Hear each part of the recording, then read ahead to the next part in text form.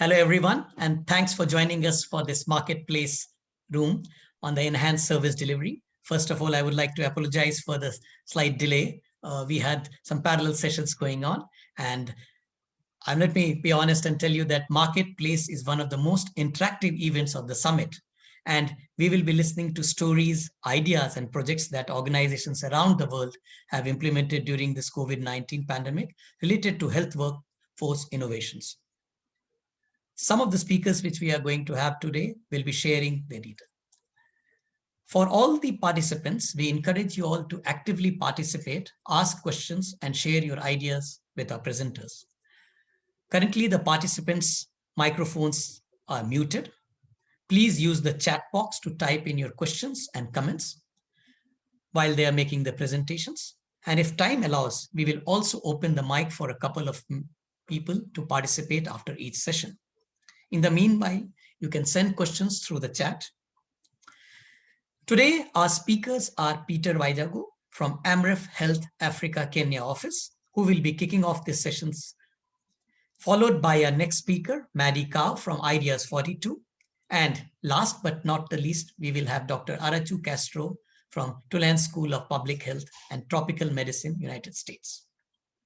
Each of these speakers will have around 15 minutes for their presentations, followed by a 5-minute question and answers for any questions which all the participants and some putting on the social media throw in. So without further ado, I will welcome our first speaker, Peter Waijago, who heads the Venture Development Unit in AMREF Health Africa in Kenya. He is the technical lead on identification, design, and commercialization of enterprise portfolio with AMREF in Kenya, while inculcating entrepreneurial spirit with the traditionally grant-funded programs. Peter works with a variety of health sector stakeholders, including the private sector, to translate knowledge, ideas into successful social enterprise while building capabilities for sustainable programs, designs, and implementations. Peter, an MBA in healthcare management from Strathmore Business School, also has worked in various capacities with Safaricom Limited, Excalibur and Wellness Group, BioDeal Labs, International Livestock Research Institute, and Kemmery Wellcome Trust Research Program. Peter is also a fellow in the INSEAD Social Entrepreneurship Program, a leadership program for developing sustainable social venture enterprises. Today, Peter will be sharing his presentation on Hemophilia, a health solution for blood shortage in the wake of COVID-19, and their experience in and around Kenya. For all the viewers, please feel free to use the chat box to continue this discussion. So over to you, Peter. Thank you, Anup. Thank you, Anup, for the very good introduction. First of all, I want to pass my apologies. We work with Christine, and Christine was on the road. I am on the road, but at least I'm parked somewhere. So if you see my posture and you can't see my face very well, please forgive me. But I'll try to express myself as much as possible. Kindly also accept Christine's apologies for she's here, but she's not in a position to present, and I'm standing in for her. Christine is my colleague. Thank you again. So that I don't exhaust my 15 minutes, I will delve straight into my presentation. You can all see my screen. Wave if you can. Just good. So that good. So I'll be speaking about Hemophilia, which is an innovation that we are implementing on an auto transfusion innovation in the blood management services. Allow me to see whether my screen can move. Just a moment. Oh yeah. So just a short overview of the blood situation in this country, in Kenya. Kenya has an annual requirement or need for blood of about 1.2 million pints, or they're about 1 million to 1.2 million pints. But we are only able, a good example is last year, we're only able to get only 160,000 pints of blood, or representing 16%. You can imagine we have a deficit of about 84% to cover that, and that's a dire and that's a critical issue within this country.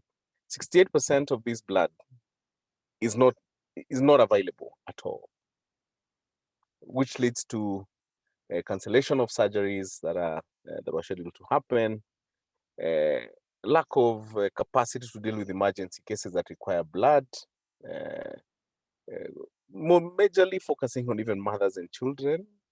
We also have limited donors available currently because of the COVID-19 restrictions imposed all over the world, and more so in this country. And just to add, blood transfusion carries a lot of risks. And one of them is the unavailable blood group. We have different groups of blood, and the cross-matching of the blood of the different blood groups is one of the risks, meaning that you have to transfuse blood that is compatible with what the recipient wants. There are risks of adverse reactions despite being the same group, and this is the immunology of an aspect of immunology where self recognizes self. We also have short shelf life. Blood can only stay for up to 42 days with proper, of course, a bit longer with proper refrigeration, but it has a very short shelf life. Therefore, we need to invest in proper storage facilities. Time for testing blood is a bit too long in cases of emergency. So you can imagine when doing this, when doing transfusion, and you have to wait for your blood to be tested before you can be transferred you can be transfused if you're the affected person. So Hemophilia is an innovative device, and Hemophilia is a technology that was developed by an organization we've partnered with in America from Maryland called CISU Global Health. And it's an intuitive device to recycle blood that is found within the perinatal area of blood. So it consists of a pump. It's a manual device, which consists of a reusable handheld mechanical collection device, which is the first picture you're seeing on the extreme left. We also have a filter, which is a disposable single-use sterile filter to make sure whatever blood is being sanctioned or being salvaged then does not contain any impurity. So it has a filter, and then we have other accessories, which are sterile kits that are used for tubing, and these ones are also to allow Hemophilia to function. So the question we are asking, and this tool, why do we propose Hemophilia? First, is manually operated. It does not require any other intervention in terms of electricity or other electrical operations. It's very manual, meaning it can be operated by a nurse, a clinic officer, or the person who's assisting with the surgery. It's very easy to use, requires a simple push and pull to handle, which moves blood, and you'll see, I'll show you a picture of an illustration here.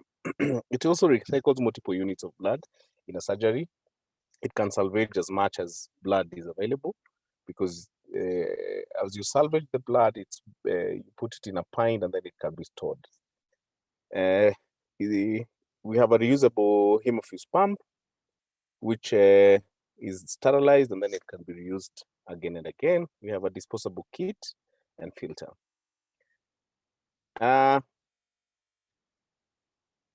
case in example, the person you're seeing there is the First Lady of the Republic of Kenya, and we are doing a demonstration of how Hemophilia works. So you can see the Hemophilia being held. It's been assembled. So it's usually assembled at the point of use, of course, under sterile conditions. So what happens is you salvage the blood, but as the blood comes, it's being filtered again to it. As you push back, the blood is pushed now to the pint, which is what is being held on the more extreme right hand. And this is through the Beyond Zero program, which is an initiative by the First Lady, just to reduce maternal and child death, and then one of the mitigations and one of the focus areas is availability of blood. So they purchased a Hemophilia as a donation to one of the facilities, a level 4 facility in Nairobi, and the First Lady went to witness the demonstration of this. That's what the picture shows. Some of the possible use cases for this particular device is if you experience a ruptured ectopic pregnancy or abdominal aneurysm repair, coronary artery repair, ruptured liver, where blood has not been contaminated but is within the perinatal area and can be salvaged, including ruptured spleen, trauma, or a road traffic accident. If the patient is able to be rushed to the hospital and you have the device, then it's possible to salvage that blood, and then you can auto transfuse that blood to the same person. What you're seeing on the right is a picture of the President of the Republic of Kenya, including our global CEO, Dr. Githinji, at the middle, and our partner from CISU showing demonstration of how the blood, the auto transfusion device works. So these are some of the case studies that we've done in the country, and mostly they've been on ectopic pregnancy. The question is, why this innovation? It's ISO certified. The device is ISO certified, and we have with an FDA approval. It is designed to follow the essential principles of performance of medical devices, and it's already PPB, Pharmacy and Poisons Board approved in Kenya. We are implementing a reimbursement model, and discussions are at high level to actually make sure that the National Hospital Insurance Fund is able to give reimbursements for people who undergo this particular process. And it's available in this country within the National Medical Supplies Agency, which is KEMSA. You can imagine you reduce a lot of risks that were highlighted earlier when you get auto transfused with your own blood, because self cannot eat self. So yeah. And then hospitals are using Hemophilia in this country. We have around 15 of them, and I've mentioned some of the counties, and names might be familiar if you're from Kenya, but they cut across the really off-the-grid areas, the really marginalized areas, the arid and semi-arid areas there, which are very vast. And of course, some also in some high densely populated areas in Nairobi and areas like Kakamega. And they include mission hospitals, public hospitals, as well as private hospitals. Yeah. So we have around 32 public hospitals that need and lack the device, and we require funds to procure for them. But most of them, because of the budget cycle and because of the interaction of the COVID-19, you find that the focus has not been, the county facilities are focused much more on mitigating the COVID-19 pandemic, and they've not invested, or they've not factored in their budget cycles and the purchase of these particular devices. Some of the testimonials from Tenwek Mission Hospital, Hemophilia has enabled us to have an option when doing cases of anticipated blood loss. The whole team has been more confident. We also have, they're like three, and one is Dr. Michael Mochiro, who's a general surgeon and secretary of SSK, a country representative, and a senior editor of the Annals of African Surgery Journal. So I will not specifically read each of the testimonials, but we've had really some good cases and success stories. We have Jaramogi Oginga Teaching and Referral Hospital, which is in Kisumu, where we have a testimonial by Dr. Christine Atolo, who's a medical officer at that facility. We also have from Ghana, some of the, through our partnership, because this has also been implemented in Ghana, and this has been given by Dr. Ashley, who's the registrar at that particular facility. And then what is the potential impact of Hemophilia? You can imagine if we have an option of people donating blood, this innovation might not fill in the gaps for the 84%, but it might reduce the impact significantly. But of course, with the combined effort and integrated mechanism, then it's easier to make sure blood is accessible. So Hemophilia system is a high quality innovative device with the potential to reduce maternal mortality nationwide. And this is putting into consideration that 92% of the people who require blood transfusion are women and children. And mostly either when giving birth or due to other medical conditions. So you find that's a vulnerable group within the people who require transfusion. How to acquire this innovation? Of course, the procurement is done through KEMSA. We have the costs that have been aligned there. I will not specifically go into it. And of course, this information has been gotten from some of the journals that have publish this. I will stop there and hand over back to you, Anup. Thank you. Thank you, Peter. That's quite an interesting session. I think we have some questions. One coming from Maddy. How much does one hemofuse cost? One hemofuse costs about $5,000. So it's different, but it has a capability to do 25 procedures, one particular hemofuse. So in terms of kits, then if you divide that, it's about 200 per session. It has 25 sessions.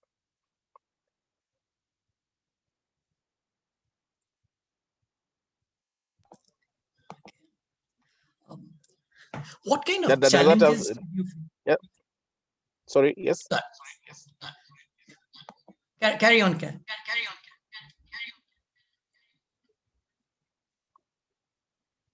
No, I'm good. I'm waiting for your question. Yeah. What kind of challenges did you face? Anything? Yeah, there are quite a number of challenges, but as an organization, because of our position within the healthcare space and also the work that we do, one of the things is we didn't have a policy or legislative framework to actually embed this within the entire healthcare, or what do you call it? Yes, within the essential supplies medicine. So we've been doing this as a standalone, but recently we participated in, through even the support of our partner, we were able to develop our blood policy, which is now a framework which will guide how blood accessibility will be enhanced in this particular country. So one is a legislative framework. Number two, a lack of resources or commitment of resources from the facilities that are using, and of course, a low user use cases within the facilities, because then lack of continuous training. So yeah, those three. Oh, that's quite interesting. There's a question from Danny. How much is the cost of the disposables? Sorry? How much is the cost of disposables? So it comes as a kit.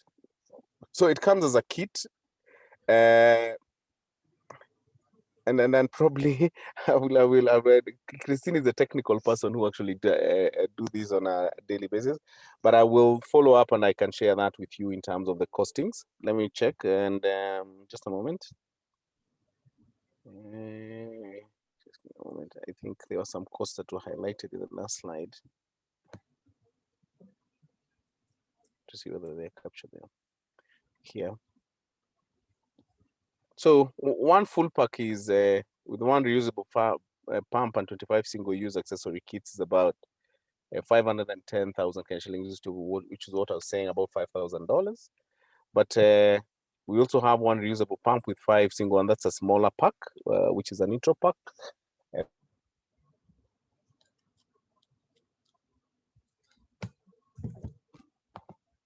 Okay.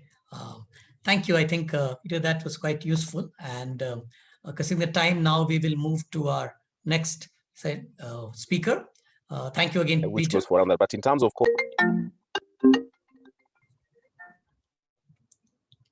yeah, thank you, Anup, for having me, and thank you for listening. It's been a pleasure, and I'm looking forward to hear from the rest of the team as well.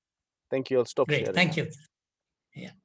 So, and our next speaker is Maddy Cow. She's from Ideas 42, a senior associate with Ideas 42, which is a non-profit that uses insights from behavioral science to improve lives, build better systems and policies, and drive social change. Maddy comes with a background in economics and design, and she applies her behavioral science to address priority global health challenges in the area of maternal and child health, reproductive health, nutrition, communicable diseases, and provider of behavior. Maddy is a BA in economics from Brown University and was previously a design researcher in Myanmar. She is passionate about combining the strength of human-centered design and behavioral science to help people around the world follow through on their intentions to live healthy. Maddy today will be sharing her presentation on the project of improving prevention and management of postpartum hemorrhage in Madagascar. Welcome, Maddy. And for all the viewers, please feel free to use the chat box for your questions. Over to you, Maddy. Thank you, Anu. All right, so I would actually like to start with a quick quiz. It's just for fun, don't take it too seriously. But I thought it's an interesting quiz. So if the technical moderator could launch the poll, that's where you can put your answer. But the question is, globally, which is the most dangerous in terms of fatalities per 100,000 instances? Is it skydiving or parachute jumps out of an airplane, a case of clinically diagnosed malaria, scuba diving, or giving birth? Give you a minute to fill in your answer.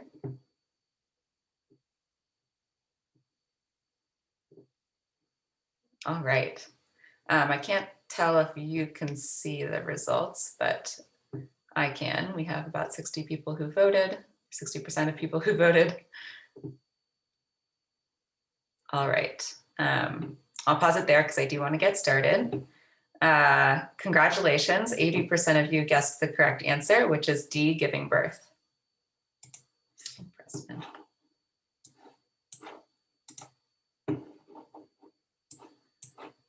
we go. All right, so this probably isn't a surprise to you because you are an audience dedicated to public health, but I think it's still powerful to remember just how dangerous having a child is in our world. It's more dangerous than malaria, and that's a case that's bad enough that it went to the clinic, and way more dangerous, 100 times more dangerous than skydiving or scuba diving, which people think of as typically risky activities. And this is especially striking because the number one direct cause of maternal death is largely preventable. And that cause is postpartum hemorrhage or excessive bleeding after delivery. So we're still on the trend of the hemophiles of bleeding during childbirth, unfortunately, but it's a big issue. And I know while COVID is dangerous and many of these talks are focused on COVID, I'm here because we can't forget about these key maternal and child health issues that are still going on, particularly when COVID is relatively rare in some of the rural areas of low-income countries like Madagascar, where I was working. So today I'm going to talk about provider behavior change around postpartum hemorrhage, but first I do want to zoom back out and talk about who I am and the project. So I work at Ideas 42, which is a nonprofit, as Anu mentioned, and we're looking for deep insights into human behavior, why people do what they do. And then we use this knowledge to improve lives, build better systems, ultimately drive social change. And in other words, we use our backgrounds in behavioral science to design better services, products, processes, and policies that are scalable for maximum impact.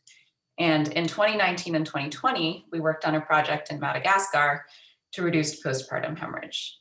And we conducted this work as a partner on Breakthrough Research, which is a 5-year social and behavior change project funded by USAID.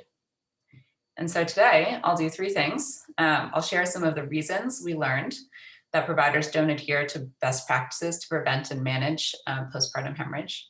Then I'll introduce some solutions or tools that we designed to address these barriers. And then lastly, I'll talk briefly about the pilot that we implemented, where these tools were actually tested in health facilities in Madagascar. And so, as I hope you'll see, these tools are really promising, but only a small number of providers have been able to use them so far. And so, to be completely transparent, one of the reasons I wanted to present our work here today in the marketplace was so that we could see if we can find any way to get them into the hands of more providers. So please keep adaptation and scaling in mind as I continue. I know I only have 15 minutes, so I will get into it. All right. So for postpartum hemorrhage, there are clinical best practices that can reduce the probability of death. But we found that in basic health facilities in Madagascar, few of these best practices are actually possible. The working environment is so constrained, even more constrained than local decision makers realize. And one key insight that drove our work is that providers operate in a context of extreme scarcity. And that means resource scarcity, which is the most obvious, but also time scarcity and cognitive scarcity.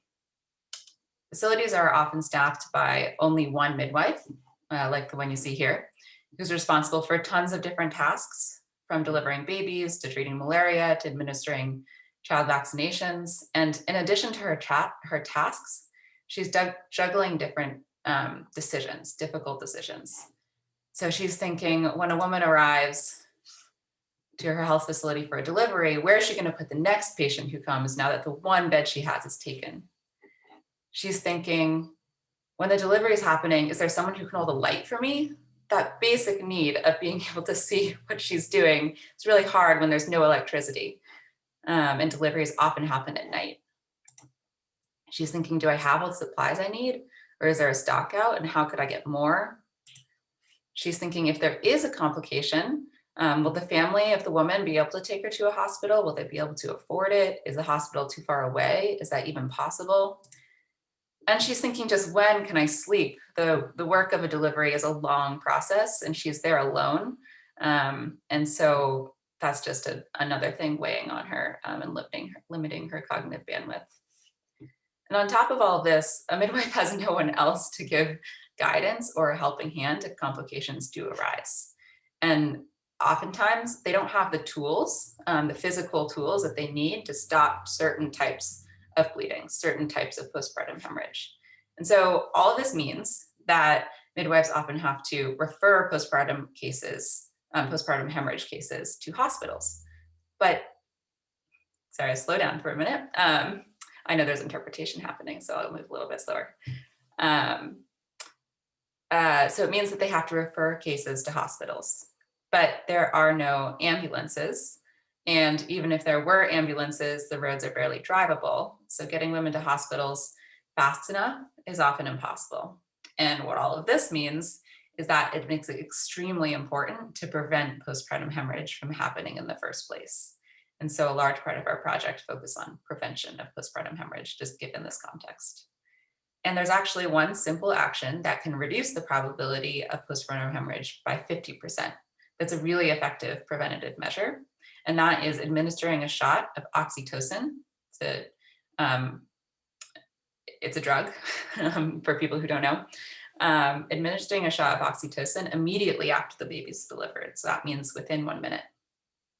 But midwives don't always do this one simple practice. And why? Well, one reason is that while providers are amazingly resourceful to overcome these constraints, doing so is cognitively taxing, as I've said, and when someone's under cognitive strain like that, it impairs memory and decision-making.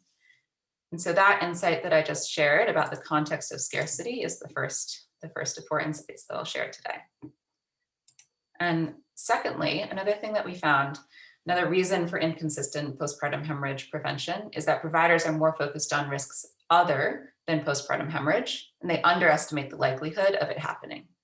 So postpartum hemorrhage, even though it's a large danger, it actually happens relatively infrequently in these small facilities that don't have comparatively very many births.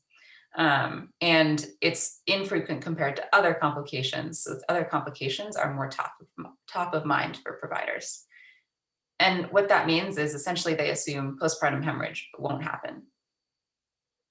And this leads them to undervalue the importance of strictly adhering to these best practices for prevention and early detection. We also found that it's difficult for providers managing delivery alone to know if they're administering oxytocin within that critical 1 minute window. There's no obvious difference between administering it in that 1 minute window, or administering it after a longer amount of time after dealing with other tasks. And in most cases, PPH doesn't happen, so there's no visible consequences.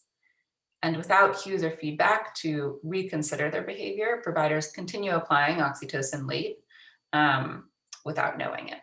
And the last insight I'll share today is that even if providers are trained on how to manage postpartum hemorrhage, and most providers in Madagascar are, the small number of cases, as I mentioned before, that a given provider sees at a rural health facility means that it's really easy to forget before one actually happens. And when postpartum hemorrhage does happen, most facilities have no visual, accessible, intuitive reminders of what to do. And also providers don't have anyone to ask for help in the moment of action. So based on these insights, we created a set of solutions or tools. The first tool is a set of 7 lanyard badges that are worn around the neck that are used for assigning tasks like emotional support or torchbearer or flashlight holder or bleeding monitor to the people who have accompanied a pregnant woman to the facility. In Madagascar, it's customary for relatives, neighbors, other community members to attend deliveries to show support and help the laboring woman get to the facility. But this crowd of attendees at a delivery can be overwhelming for a provider in their small facility. So these badges help by relieving health workers of some non-technical tasks, while also making the attendees feel valued and important. So a win-win. And the 7 tasks on these badges were chosen by providers themselves to reflect the reality of their context, like having to perform a delivery in the dark. And there's one badge for bleeding monitor. And this badge is a reminder of the importance of postpartum monitoring and facilitates more frequent monitoring, given that the provider is often busy with many other things. And so the family member would be more vigilant about monitoring for bleeding consistently in consultation with the provider, of course. The second tool that we designed is a lower powered electronic timer powered by batteries, rechargeable batteries, that gives immediate feedback on the timeliness of oxytocin administration. So what does that mean? That means as soon as the baby is born, the provider can hit a large button to start a timer that counts down for 60 seconds and beeps as 60 seconds approaches. And it can be mounted on the wall next to the delivery bed, so it can be hit with an elbow instead of hands. Hands are often dirty during the delivery process. And the device has the added benefit of freezing the timestamp at birth so it can accurately be recorded later. This is a problem that providers have, having to remember that timestamp, and then they have so many other things to do before they can record it. And so this is actually an incentive, even though it's not related to postpartum hemorrhage management, it is an incentive for them to use the timer. They really love having this ability to record it and not have to worry about it. And when we were testing this timer with providers, they were really excited about the timer for oxytocin, but they also wish they had timers for other time-sensitive procedures they do, like respiratory monitoring or malaria tests. So we actually redesigned the timer in response to this feedback to add flexibility and broaden its use, so it can be set to times other than 1 minute. And here's a picture of what the real actual timer that we designed and built looks like. Another thing I forgot to mention is that inside of the timer is a SD card that stores all of the data. So it stores, you'll know how many births happened. You'll know when oxytocin was applied, after how long, and all of that data can be exported and used for monitoring and evaluation. And the third solution that I'll talk about today is a glow-in-the-dark poster with simple illustrations of how to stop bleeding based on its cost. So this is an algorithm poster. It's printed actually on glow-in-the-dark paper, which charges during the day by itself and glows at night. And this is meant to be an easy and intuitive reference in a moment of panic. And then at night, the glow draws attention more than anything else in the room. So it's a recurring reminder that turns postpartum hemorrhage preparedness into a habit. And so with these tools, Breakthrough Research ran a pilot test in 10 clinics at the end of 2020 in Madagascar, with the baseline and end line 2 months apart. And the tools are all actually still being used in clinics now, 7 months later. So here's a few pictures of them in facilities. Here you can see the badges on the wall. You can see the badges on the right, the timer down in the middle, and the poster up top. This is the delivery. You can see the corner of the delivery bed at the bottom. And here's another delivery room with the badges on the left, the poster shown kind of halfway hidden in the middle, and the timer is on the right by the door. So you're probably wondering what the pilot test found. The study, unfortunately, was not designed as an experiment to rigorously test impact. And we are still waiting on the final results to be shared. But the interviews with providers have been incredibly promising. So for the badges, providers have found them useful for both for getting tasks done, for that task sharing, and for reducing crowds. This is actually a particularly strong design for COVID. We designed all of these things before COVID, and they were implemented during COVID. And the badges really helped providers because they could bundle the few tasks that have to be done inside of a delivery room and give them to one person. So this helped them make it clear who was allowed inside and in close contact. And for the timer, this is definitely the fan favorite. Providers love the timer, and we're very eager to keep them beyond the pilot period. And as one said, we're always ready to inject the oxytocin as soon as the baby comes out, but there may be difficulties in the delivery and we get distracted. That's what the timer's for. So it just echoes exactly what we hoped for the timer to do. And in COVID, these timers have actually also been a strength. They've been a rare source of feedback for providers in a time when their supervisors aren't able to visit. And for the poster, we heard that it was a clear and helpful reminder. As one provider said, its light is a little bit special. It always catches your eye and you read it. All right. So in closing, I want to say that behavioral design, behavioral science is a newer approach in global health, and it has a lot of promise for impact. So most existing interventions for improving the prevention and management of postpartum hemorrhage are trainings, they're skills building, but are divorced from the actual moment of action. And our behavioral approach led to 3 solutions that change the environment that providers are in the moment of action. And the pilot of these tools was really promising for the level of proof that we were able to explore. And we are certainly interested in them being more rigorously tested for impact. But even now, we feel quite confident and hopeful about the difference they could make. And we're actively looking, as I mentioned at the beginning, we're actively looking for avenues to scale. So if you have any ideas or are interested in learning more, we have some already made resources that clearly explain the designs and how they work. So if you want to learn more, if you have any ideas, if the barriers that I mentioned resonate with your context, please get in touch with my team. You can reach us at GH for Global Health at ideas42.org. And I will end there and happy to answer any questions or comments you have about our findings or our designs. Thank you. Thank you so much, Maddy. I mean, I think it was quite an insightful and very interesting. One question, Chad, like how are you planning to take it to other countries? Has there been any demand or are you creating some awareness program? Yeah, so as I mentioned, we're actively exploring ways that we could bring this timer to other places. We have heard, for example, in Kenya, similar barriers among providers in rural areas in postpartum prevention and management. However, we don't have any funding to work with service providers or work with an NGO locally to bring these timers to them. They're actually relatively cheap. We can produce one of these timers. Other solutions are even cheaper, but this electronic timer can be produced for around $100. So we are exploring it, but still working on it. That's a great question. Thank you. We have 2 more questions. We will take that one from Danny. It says that, how is the addition of tools affecting attention span of the provider in attending to mother? She also has a view that we may be pushing so much technologies around the delivery room and dividing attention of the provider.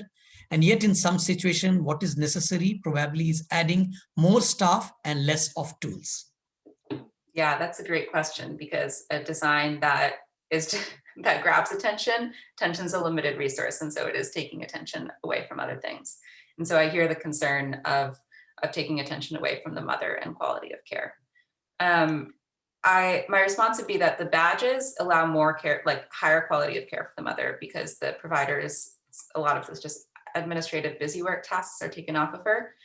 The timer in that first minute, it's just a minute. So I guess that's my response there. But overall, I agree, like ideally we wouldn't spend $100 on a timer to send to a provider. We'd spend more on sending her another person to help. So I definitely understand that sentiment. And also for the poster, agreed that there are if you've seen these facilities, there are so many posters on the wall. It's often difficult to know which one to pay attention to.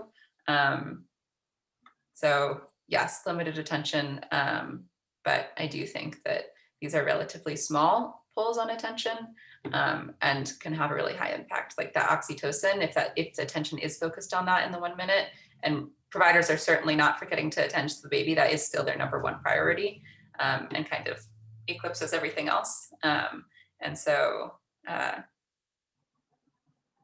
yeah, just that oxytocin can be so impactful. It's really effective. And so focusing attention on it does seem worthwhile. Thank you that much. There's another question from Sarah, slightly long question. So in paucity of the time, what we'll do is we will share that question with you, Maddy, and we can respond directly on the mail. So with this, thank you very much, Maddy, for giving that insight. And now I invite our last but not the least speaker for the evening, Dr. Arachu Castro. She is a PhD MPH from the Samuel Z. Stone Chair of Public Health in Latin America and the director of the Collaborative Group for the Health Equity in Latin America at Tulane University School. She conducts research on health equity and social inequality, women health and reproduction, and early childhood development in context of poverty. Dr. Castro is principal investigator of COVID-19 in Latin America and the Caribbean, impact on health services for women, children, and adolescents. Dr. Arachu will be sharing today her presentation on the project, Placing the Health and Well-Being of Women, Child, and Adolescent at the Center of National Recovery Plans, the value of innovative experience from Latin America and the Caribbean. For all our viewers, please feel free to use the chat box to continue the discussion. And with this, I invite you, Dr. Arachu. Over to you. Thank you very much for the introduction. And I'm going to talk about the Islac Project, which we initiated immediately after the beginning of the pandemic. So the Islac Project is a collaboration between Tulane University, School of Public Health and Tropical Medicine in New Orleans, and the University Santiago de Chile in Chile, and Every Woman, Every Child, and we, with the support from the Bernard Van Leer Foundation. Since the very beginning, we started to, we decided that it was very important to understand what was happening on real time. And oftentimes during the pandemic, as many of you know, some of the main first sources of information is actually through the media. And so we started to monitor the media to understand what was happening, because our concern was that in many countries, the response to the pandemic, to COVID cases, could have an impact on essential health services that are mostly targeted for women, children, and adolescents.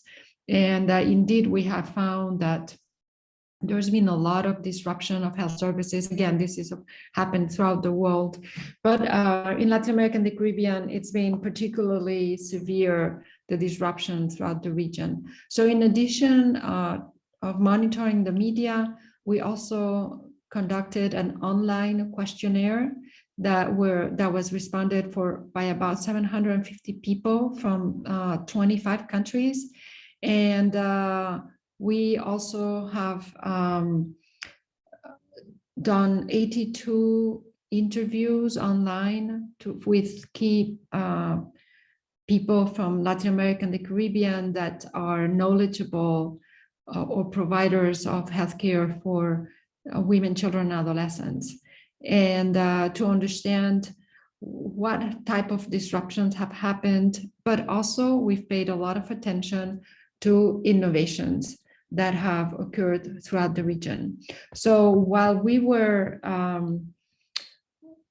we've been, when we were conducting the interviews, we asked participants if they could share innovations that they have developed.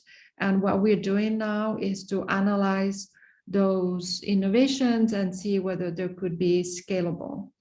And we are also measuring the impact, the epidemiological impact of the pandemic on maternal, child, and adolescent health indicators, and that will have the results later in the year. But already in a projection, in an estimation that I conducted, I estimated that there could be thousands of extra maternal and neonatal deaths as a result of the disruption of these health services.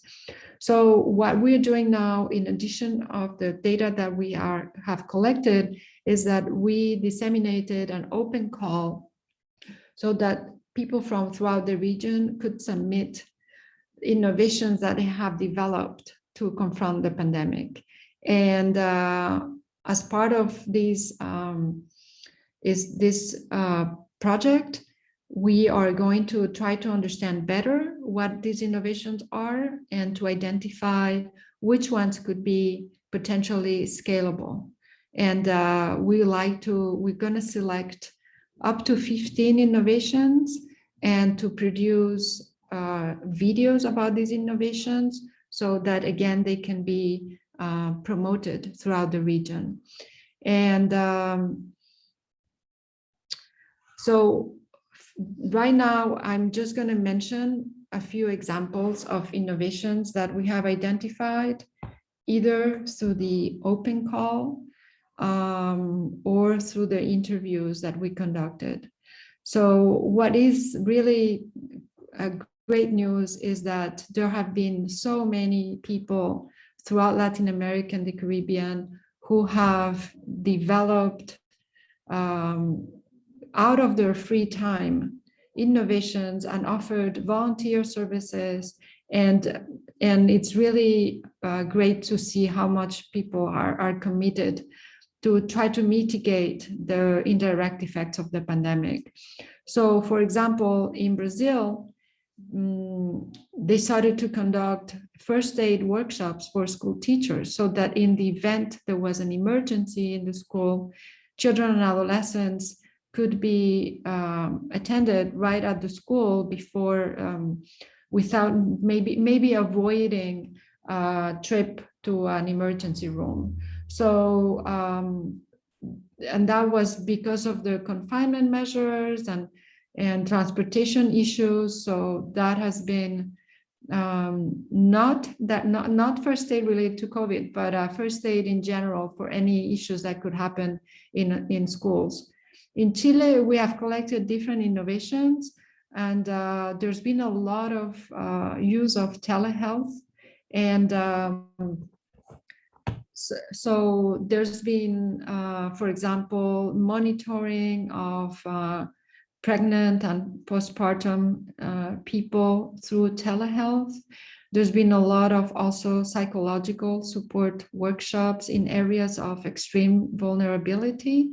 And those are services that have been provided for free. There's also been telehealth services for the Haitian migrant population in Chile, where the migration from Haiti throughout Latin America has occurred in the last, mostly since the earthquake. And many of them have arrived in Haiti. There's a language barrier, but also the population may not know how to access public health services. So there's been a lot of effort trying to provide information about how to access care and to help them access. So there's also been online self-support sessions for cancer patients that couldn't meet in person. So that has been moved to an online platform. And in Cuba, there's been health education programs for children ages 6 to 14. They've been using WhatsApp and WhatsApp messengers to provide information now that internet is more available in Cuba. And a lot of people who have phones have WhatsApp on it. And that way, they've also involved parents of children of these age groups.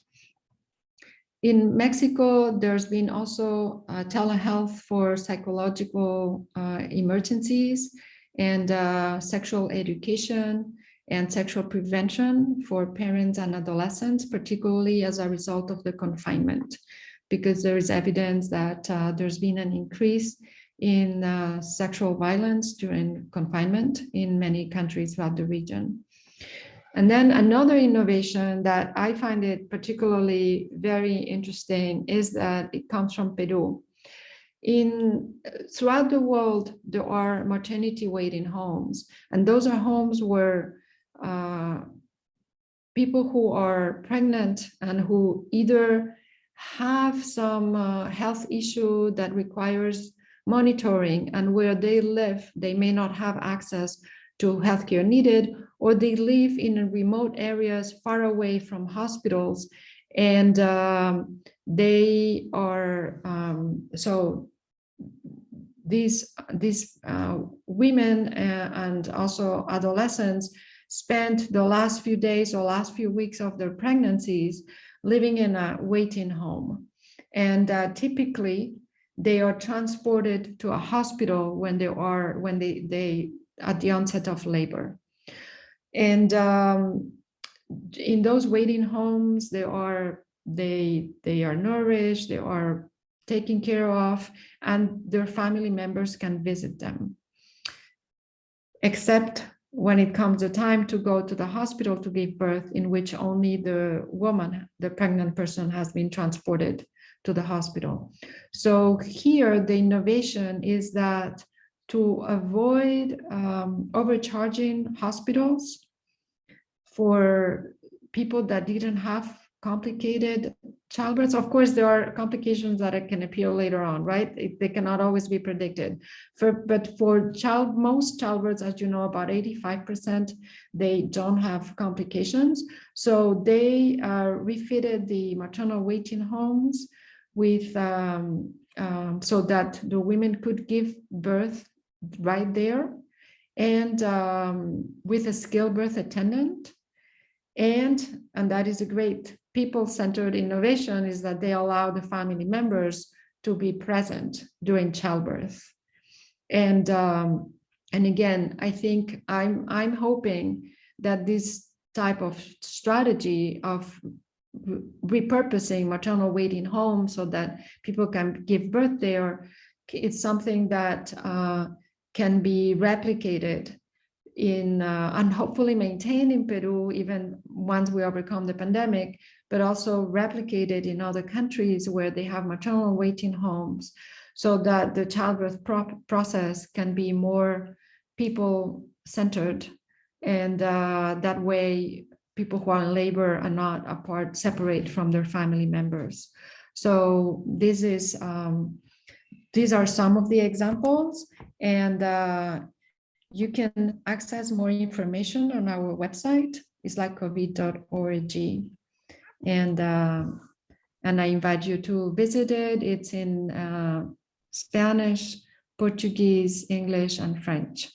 And although it is specific to Latin America and the Caribbean, we hope that people from other regions of the world will be interested in visiting it. Thank you very much.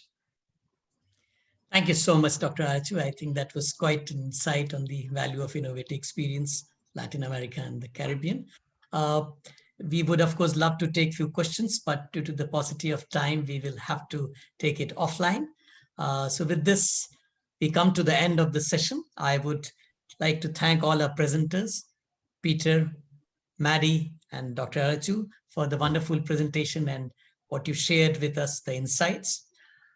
We would, of course, we welcome, I mean, all the speakers have shared their details and their bios, etc., are also put on the website. We would urge you all to go to the website and please find the details from there. And if they have any questions, we would like to share with them.